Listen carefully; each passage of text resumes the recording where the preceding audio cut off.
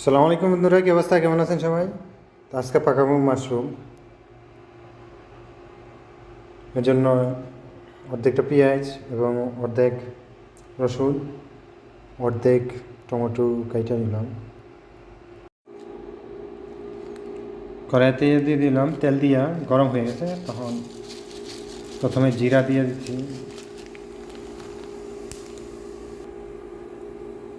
তারপরে রসুনগুলো দিয়ে দিলাম।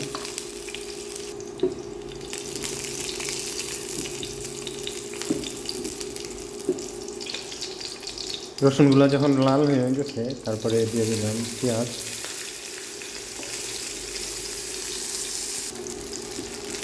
পেঁয়াজগুলো নরম হয়ে গেছে, এখন দিয়ে দেব টমেটো।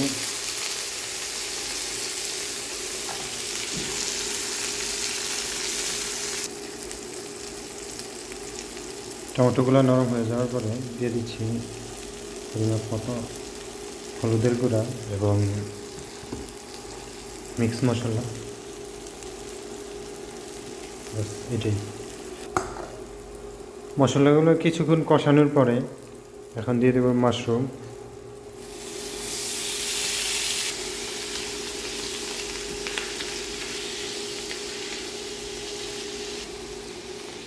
আমি এক পিস ডিম দিয়ে দিচ্ছি, আপনারা চাইলে দিতেও পারেন, নাও দিতে পারেন।